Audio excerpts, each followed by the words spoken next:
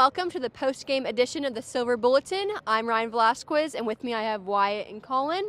Coming off after a Penn State victory, the Buckeyes were able to maintain that winning streak after defeating Indiana today, 49-26. But in that first half, there seemed to be some slowness, especially with the defensive side of things. What happened there, you guys? A lot of it had to do with, again, secondary play, bad angles on deep balls, getting just a lot of, and really there was no pressure in the first half either in terms of defensive line. You saw a little bit more of that in the second half, but really you saw Indiana, Peyton Ramsey taking advantage of what Ohio State should have, what they thought their bread and butter was, which is press man coverage.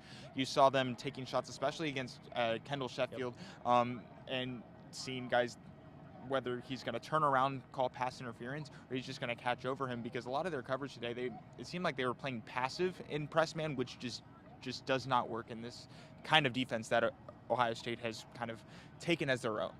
It feels like we kind of repeat ourselves every week with this big plays thing, but it's true. It's the thing that keeps standing out is that Ohio State cannot defend these 30, 40-yard plays. It seems like there's a new one every week.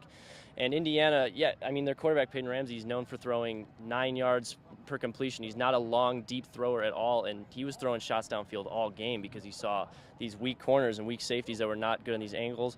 It improved in the second half. They're starting to be more incompletions, but that first half, it was a lot of deep throws, a lot of pass interference calls, and it was working for a lot of the game.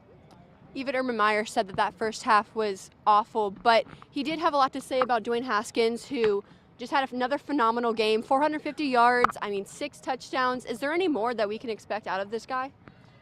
Well, I think Paris Campbell put it best. He said, Ohio State is watching Dwayne Haskins as a legend in the making, and he's been absolutely spectacular for this offense. He's doing everything, and really the wide receivers are making him look good.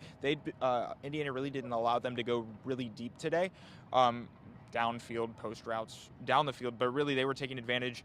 Paris Campbell on a crossing route, giving him wide open spaces, using those blockers to their advantage again. Really, it was just, they know what they're good at. The offense knows what they're good at, and they just take advantage of the entire thing and making Haskins look like just a spectacularly accurate and just a quarterback that's been spectacular for this team. And really, this is the kind of performance that could warrant some consideration in terms of awards in his future. Yeah, you pretty much nailed a lot of what you were saying. Haskins just had another great game. He did have those 2 interceptions, but both were on contact, so I wouldn't really blame him on bad throws. He was just trying to get the ball out. But he almost broke the program record for yards in a game. He tied the touchdown record. This is one of the best performances I've seen out of him, probably the best, and against a team that was stronger than some of those early on opponents. So it really was just showing how good this guy can be, how big he can be for Ohio State coming into this year. Absolutely. The passing game, is phenomenal right now. But one thing that was pretty general is that Ohio State can definitely do better in the running game. What are your guys' opinions of that right now? You could tell that they were trying to get that going a lot early. J.K. Dobbins had a lot of touches early. I think he ended with 22 on the game. And it wasn't a terrible performance from Dobbins, but he only averaged, 3.3 yards a carry. So it wasn't his greatest performance. I don't know what it is exactly that's really slowing them down. They're really trying to get Weber and Dobbins in this game, but it just happened to be that game where Haskins just was electric on the field. He had one of the best games he's ever had. So yes, the running game still didn't look great, but it's one of those times where I just didn't need it because of how good Haskins was. Well, they were actually planning for what Indiana kind of struggled in. They came in as one of the better pass defenses that in the Big Ten, kind of in the middle. It was definitely better than their rush defense coming in.